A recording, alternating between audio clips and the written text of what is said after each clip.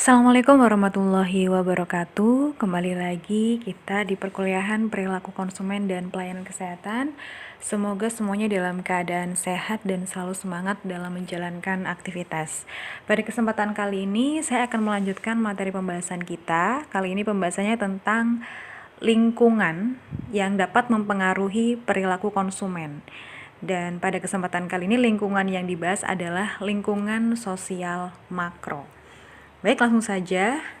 Yang dimaksud dengan lingkungan atau environment itu mengacu pada rangsangan fisik dan sosial yang kompleks di dunia eksternal konsumen. Jadi, lingkungan itu segala hal yang ada di sekeliling konsumen yang nantinya dapat mempengaruhi perilaku konsumen dalam mengambil keputusan apakah akan menggunakan suatu produk atau menggunakan suatu layanan atau tidak. Termasuk di dalamnya itu lingkungan ini terdapat ada benda-benda, tempat, dan orang lain yang dapat mempengaruhi afeksi atau sikap dan kognisi atau pengetahuan konsumen serta perilakunya. Baik, lingkungan itu ada lingkungan sosial dan lingkungan fisik. Nah, perbedaannya lingkungan sosial adalah semua interaksi sosial yang terjadi antara konsumen dengan orang sekelilingnya atau antara banyak orang. Jadi lingkungan sosial itu lebih berfokus kepada bagaimana interaksi antara konsumen dengan orang-orang di sekelilingnya. Lingkungan sosial adalah orang-orang lain yang berada di sekeliling konsumen dan termasuk perilaku dari orang-orang tersebut. Contohnya seperti bagaimana interaksi antara konsumen dengan keluarga, kemudian dengan kerabatnya, dengan teman-temannya, dengan rekan-rekannya, dan bagaimana perilaku mereka itu dapat mempengaruhi perilaku dari konsumen untuk memutuskan mengkonsumsi atau menggunakan suatu produk atau layanan. Kemudian lingkungan fisik adalah segala sesuatu yang berbentuk fisik di sekeliling konsumen. Kalau sosial itu kaitannya dengan orang lain, kalau fisik itu kaitannya dengan benda atau sesuatu yang ada wujudnya gitu ya. Contohnya seperti tokonya bagaimana kondisinya, atau misal kalau di layanan kesehatan berarti bagaimana keadaan sarana prasarananya di sana, lokasinya apakah bisa terjangkau atau tidak gitu ya. Kemudian bagaimana bahan dan alat-alatnya. Baik, itu ada lingkungan fisik dan lingkungan sosial. Kemudian lingkungan sendiri juga dibagi menjadi lingkungan mikro dan lingkungan makro. Perbedaannya, kalau lingkungan mikro adalah lingkungan yang sangat dekat dengan konsumen yang berinteraksi langsung dengan konsumen. Jadi kalau mikro itu yang benar-benar sangat intim ya dengan konsumen yang secara langsung berinteraksi gitu ya.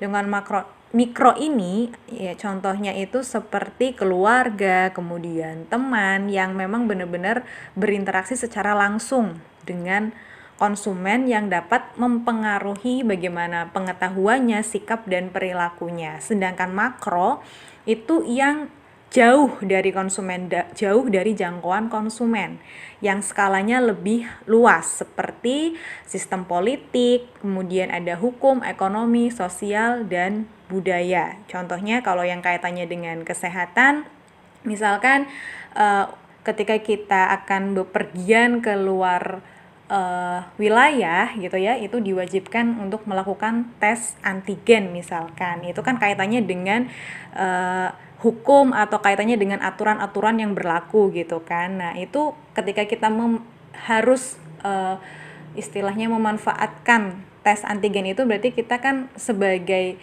konsumen harus mengeluarkan biaya untuk menjalankan atau melakukan tes tersebut. Itu contoh. Atau contoh lain misalkan seluruh rakyat Indonesia bagi yang memang tidak memiliki penyakit-penyakit tertentu yang usianya memenuhi syarat itu wajib untuk divaksinasi. Itu juga merupakan salah satu contoh dari pengaruh lingkungan makro terhadap perilaku konsumen.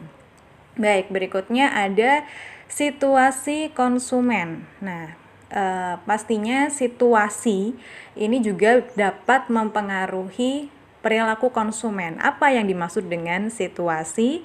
Situasi itu didefinisikan dengan bagaimana keadaan yang ada di sekeliling konsumen.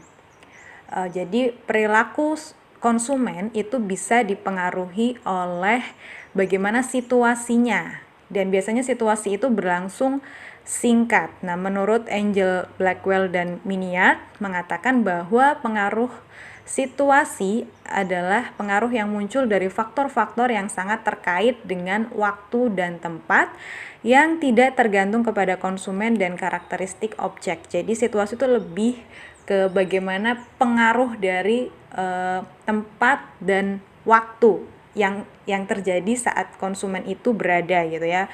Dan di sini ada beberapa karakteristik dari situasi.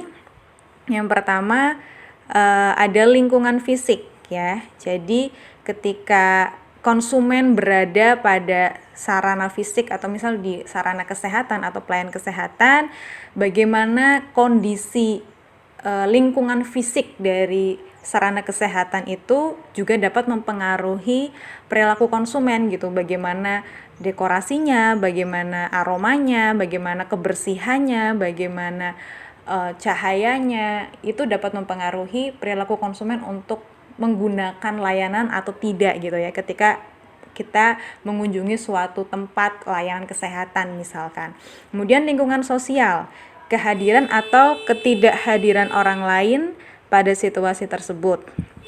Contohnya dengan adanya tetangga-tetangga kita yang mengunjungi pelayanan kesehatan tersebut dapat mempengaruhi perilaku kita. Oh, si A mengunjungi tempat ini nih gitu. Berarti mungkin tempat pelayanan kesehatan ini cukup bagus, cukup recommended untuk dikunjungi atau kita untuk melakukan pelayanan di situ. Kemudian waktu atau saat perilaku muncul dimungkinkan diukur secara subjektif berdasarkan situasi konsumen. Kemudian tujuan yang ingin dicapai pada suatu situasi dan suasana hati atau kondisi jiwa saat situasi itu terjadi. Bagaimana kondisi kejiwaan dari konsumen ya, misalkan dia sedang senang atau dia sedang tidak nyaman dengan situasi yang ada di sekelilingnya.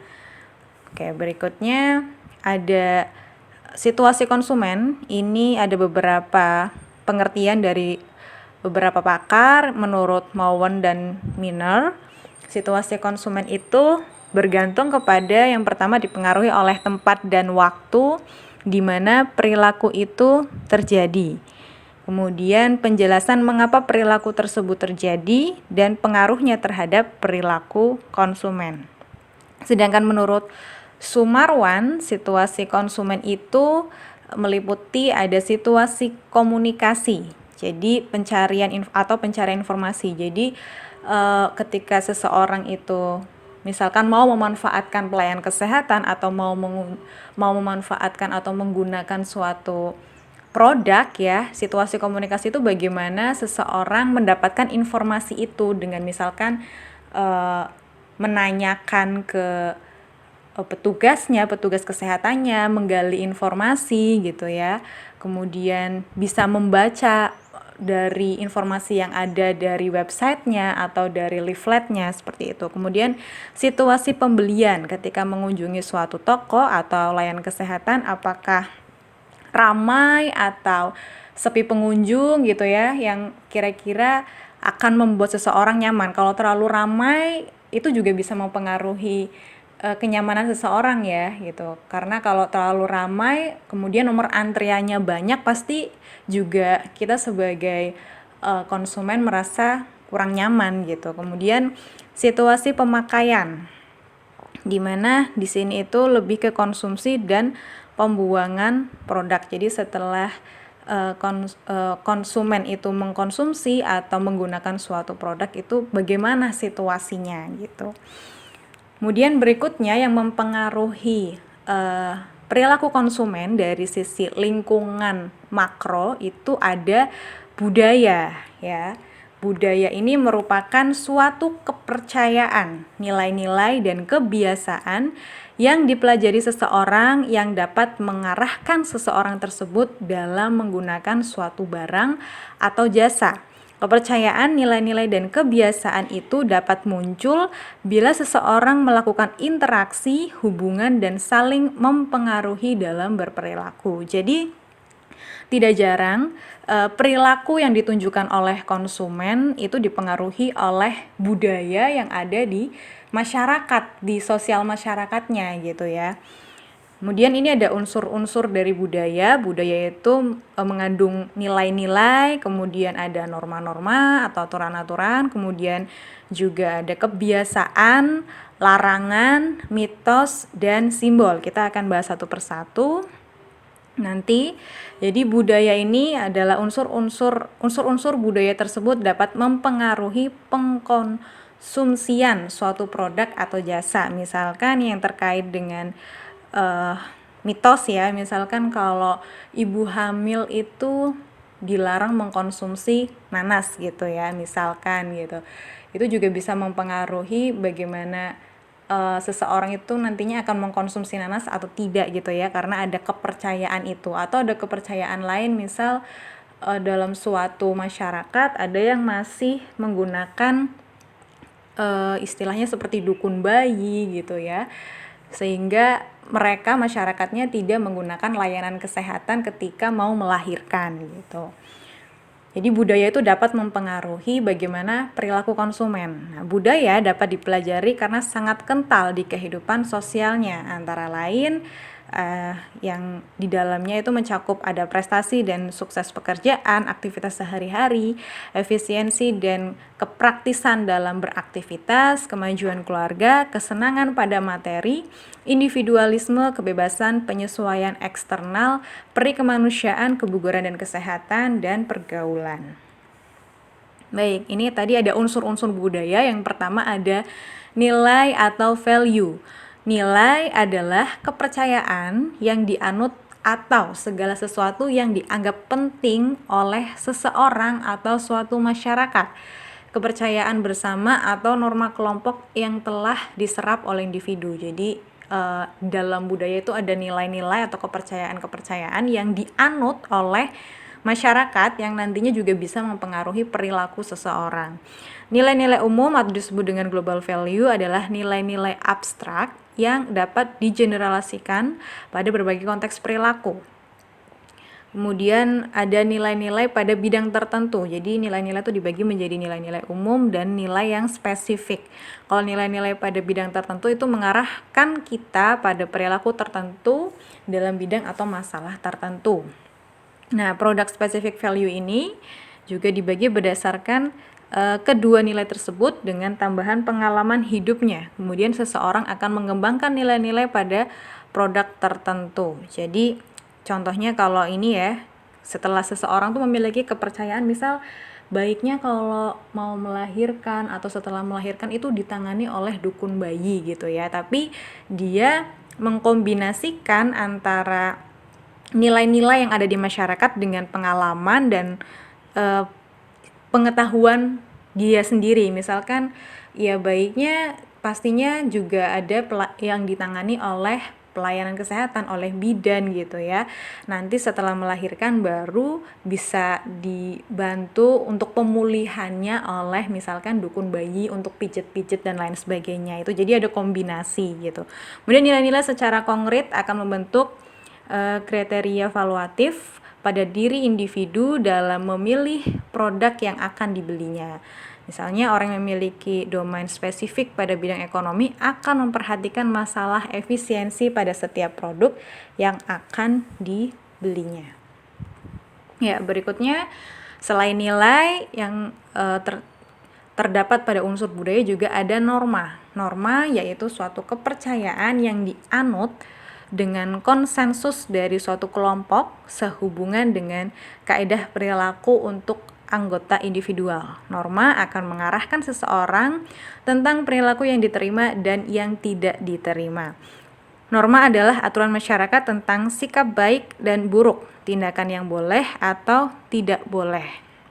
Ya, norma ini dibagi menjadi enacted norm adalah norma yang disepakati berdasarkan aturan pemerintah dan ketenegaraan, biasanya berbentuk peraturan dan undang-undang. Kemudian ada creative norm, yaitu norma yang ada dalam budaya dan biasa dipahami dan dihayati jika orang-orang tersebut berinteraksi dengan orang-orang dari budaya yang sama. Jadi norma itu juga ada yang memang bentuknya itu legal, berbentuk undang-undang ya, disebut dengan enacted norm, dan ada juga yang norma itu ada karena adanya budaya di masyarakat gitu, atau disebut dengan creative norm.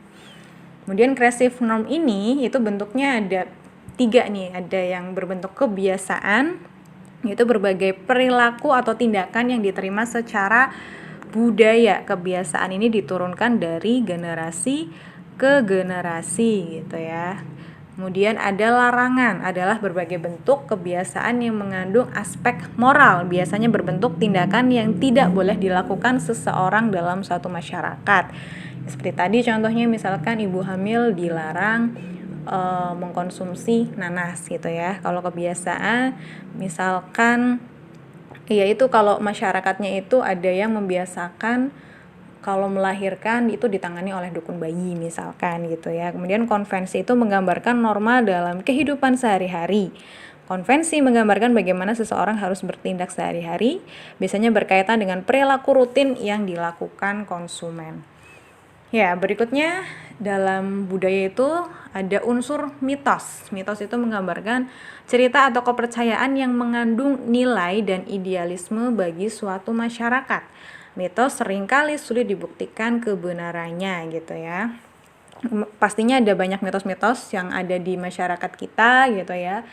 Contohnya misalkan ibu hamil tidak boleh bepergian jauh-jauh gitu ya, atau ibu hamil tidak boleh memancing ikan, membunuh hewan, seperti itulah mitos-mitos yang ada di masyarakat gitu, yang belum terbukti kebenarannya. Dan mitos-mitos ini juga nantinya bisa berpengaruh pada perilaku dari individu itu. Kemudian simbol adalah segala bentuk benda, nama, warna, ataupun konsep yang memiliki arti penting lainnya.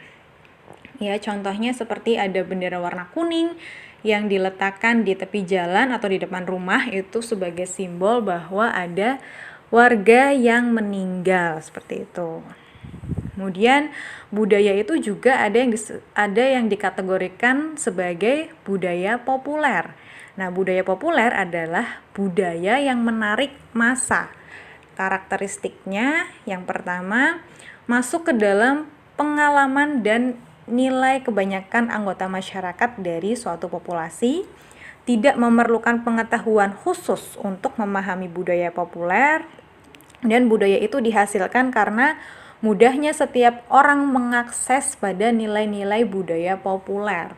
Nah, jenis dari budaya populer yang pertama itu ada iklan yang ada di jalan misalkan ya, memasang iklan di jalan, ada gambar macam-macam gitu ya, misalkan ada iklan dilarang merokok dan lain sebagainya, itu bisa mempengaruhi perilaku konsumen gitu ya. Kemudian televisi, misalkan ada pesan-pesan ataupun tayangan-tayangan di televisi, itu bisa mempengaruhi perilaku konsumen gitu ya. Misal dalam suatu sinetron itu ada iklan produk-produk tertentu yang digunakan oleh pemainnya, itu juga bisa mempengaruhi perilaku konsumen gitu ya. Kemudian radio, biasanya di radio juga bisa menyiarkan informasi-informasi yang bisa mempengaruhi perilaku seseorang ya. Kemudian melewati musik ya. Kemudian ada pakaian dan aksesoris, permainan, film, dan komputer. Ini jenis budaya populer yang bisa mempengaruhi perilaku dari konsumen. Kemudian ada yang disebut dengan subbudaya dan demografi konsumen yang dapat mempengaruhi konsumen. Yang pertama, subbudaya dan demografi konsumen itu terdiri dari usia. Usia ini juga dapat mempengaruhi perilaku konsumen. Misalkan usia-usia yang produktif ya, itu pastinya memiliki selera yang berbeda dengan usia-usia yang sudah senja gitu ya. Misalkan layanan yang dibutuhkan oleh orang-orang yang berusia lansia gitu ya, misalkan layanan kesehatan yang dibutuhkan adalah posyandu lansia karena di situ ada eh, pemeriksaan rutin secara berkala untuk penyakit-penyakit tidak menular gitu ya, untuk penyakit-penyakit yang sering dialami oleh lansia, sedangkan untuk usia produktif beda lagi kebutuhannya gitu. Kemudian untuk usia balita beda lagi kebutuhannya posyandunya. Jadi usia itu dapat mempengaruhi kebutuhan konsumen dan pastinya bagaimana perilaku mereka dalam menggunakan suatu layanan atau memanfaatkan suatu layanan. Kemudian pendidikan dan pekerjaan. Jadi latar belakang pendidikan juga pastinya mempengaruhi perilaku konsumen. Semakin tinggi pendidikannya, pasti dia wawasannya semakin luas dan pastinya dia bisa lebih memahami layanan-layanan yang efektif atau tidak untuk dia gunakan gitu ya. Begitupun dengan pekerjaan yang dimiliki oleh konsumen juga bisa mempengaruhi perilakunya dalam menggunakan layanan. Kemudian ada lokasi geografi, ada orang yang mungkin tinggal di lokasi yang bisa dibilang terpencil sehingga layanan kesehatan itu susah untuk diakses, sedangkan orang-orang yang tinggal di kota mereka lebih mudah memanfaatkan fasilitas kesehatan dan layanan-layanan yang lain karena semuanya itu serba tersedia gitu di pusat kota. Kemudian kelas sosial ini juga pastinya mempengaruhi bagaimana gaya hidupnya, bagaimana perilakunya ya, dan bisa mempengaruhi bagaimana perilakunya dalam mengkonsumsi suatu layanan gitu ya. Kelas sosial itu merupakan pembagian masyarakat ke dalam hierarki yang berbeda atau strata yang berbeda. Perbedaan kelas atau strata akan menggambarkan perbedaan pendidikan, pendapatan, pemilikan harta benda, gaya hidup, dan nilai-nilai yang dianut. Ya, berikutnya setiap kelas sosial akan berbeda dalam perilaku pengeluaran. Jadi kelas sosial itu kan tadi ya dijelaskan strata. Jadi ada tingkatan-tingkatan. Ada yang misalkan kelas sosial menengah, ada yang menengah ke bawah, ada yang kelas sosial atas. Pasti pendapatannya juga berbeda-beda, otomatis pengeluarannya juga berbeda-beda gitu ya. Kemudian penggunaan produk, jenis makanan atau jenis pakaian gitu. Kemudian pemilihan merek, mungkin kalau orang-orang yang kelas sosial atas itu lebih mengutamakan sesuatu yang bermerek gitu ya, yang terkenal gitu, model-model terkenal atau fasilitas-fasilitas yang terkenal gitu ya. Kemudian perilaku berbelanja dan ekspos media yang dikonsumsi. Kemudian ada faktor yang mempengaruhi kelas sosial. Yang pertama ada variabel ekonomi. Jadi kenapa kelas sosial itu bisa berbeda-beda? Yang pertama dipengaruhi oleh variabel ekonomi. Pastinya ketika status pekerjaan dari seseorang itu baik ya, misalkan ada pekerjaan yang misalkan seperti menjadi dokter atau pengacara, itu pasti akan mempengaruhi pendapatan mereka gitu kan. Kemudian dari pendapatan juga bisa mempengaruhi harta benda yang dimiliki dan bisa mempengaruhi pastinya pengeluaran mereka karena pendapatannya besar, bisa pengeluarannya juga besar dan dia lebih konsumtif dalam mengkonsumsi atau menggunakan suatu layanan misalkan. Kemudian variabel interaksi, bagaimana seseorang itu istilahnya memiliki prestis ya di masyarakat atau di lingkungan sosialnya gitu. Jadi bagaimana dia itu pengen dilihat atau oleh lingkungan sosialnya, itu disebut dengan prestis. Kemudian asosiasi itu lebih perkumpulan apa yang dia ikuti, misalkan ada arisan yang dengan kelas-kelas sosialita gitu ya, sehingga pastinya bisa mempengaruhi perilakunya juga. Kemudian bagaimana dia bersosialisasi dengan orang lain itu juga bisa mempengaruhi perilaku. Kemudian variabel politik, apakah seseorang itu memiliki kekuasaan atau tidak gitu ya. Kalau semakin dia memiliki kekuasaan, otomatis dia bisa mempengaruhi daya belinya terhadap sesuatu atau menggunakan suatu layanan. Kemudian kesadaran kelas, dia sadar dia ada di kelas yang seperti apa, di mana posisinya berada gitu ya. Itu juga bisa mempengaruhi konsumsinya, kemudian bagaimana pergerakannya atau mobilitasnya.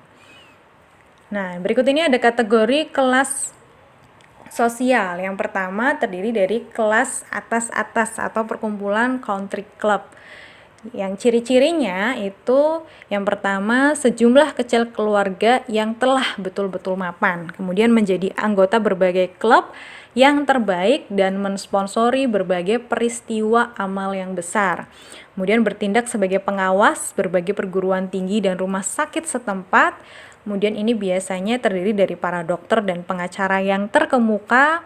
Kemudian mungkin pemimpin berbagai lembaga keuangan yang besar atau pemilik berbagai perusahaan besar yang sudah lama berdiri, sudah terbiasa kaya karena itu tidak membelanjakan uang secara mencolok. Jadi ini adalah ciri-ciri orang yang berada di kelas atas-atas ya. Kemudian ada yang disebut dengan kelas atas bawah atau disebut dengan OKB, orang kaya baru. Ciri-cirinya tidak terlalu diterima oleh lapisan masyarakat atas, merupakan orang kaya baru, eksekutif perusahaan yang sukses, pengguna kekayaan baru yang mencolok. Dan perbedaannya kelas atas-atas dan kelas atas bawah itu justru kalau kelas atas-atas mereka tidak menggunakan kekayaannya secara mencolok. Kalau orang kaya baru itu justru dia menggunakan kekayaannya secara mencolok. Apa-apa serba dibeli gitu ya, karena dia baru memiliki kekayaan sehingga kalau ada sesuatu yang baru gitu yang mencolok itu dia beli atau dia konsumsi. Kemudian kelas menengah atas, ciri-cirinya tidak mempunyai status keluarga maupun kekayaan yang luar biasa, berorientasi kepada karir. Para profesional muda yang sukses, manajer perusahaan dan pemilik perusahaan kebanyakan adalah tamatan perguruan tinggi, banyak yang mempunyai gelar S2 atau S3, aktif dalam berbagai kegiatan profesional, masyarakat dan sosial, mempunyai minat yang kuat dalam memperoleh hal-hal yang lebih baik dalam hidup. Rumah mereka adalah simbol dari prestasi mereka, konsumsi sering mencolok, sangat berorientasi pada anak. Ini ciri-ciri kelas menengah atas.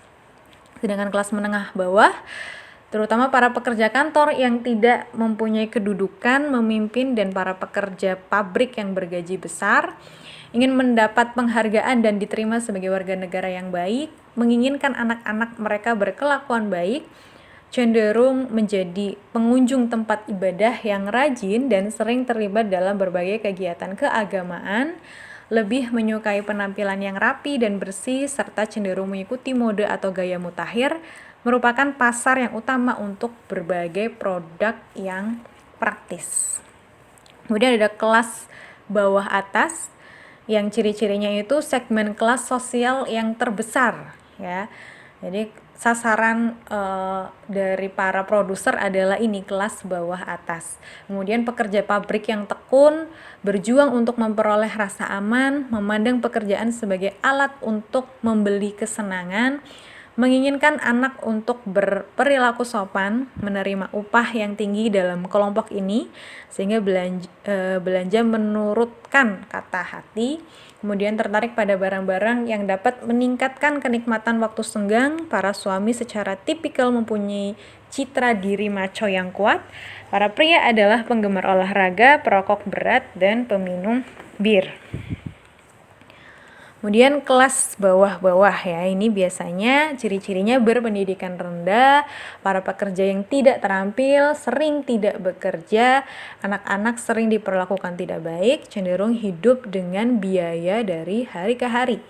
Yang pasti ini ciri-ciri yang tidak mutlak banget ya, tapi ini kebanyakan ciri-cirinya seperti itu gitu. Tapi tidak berarti ketika ada di kelas bawah itu benar-benar sama persis ciri-cirinya seperti ini. Jadi itulah materi yang dapat saya sampaikan untuk kesempatan hari ini. Kurang dan lebihnya mohon maaf. Terima kasih atas perhatiannya. Wassalamualaikum warahmatullahi wabarakatuh.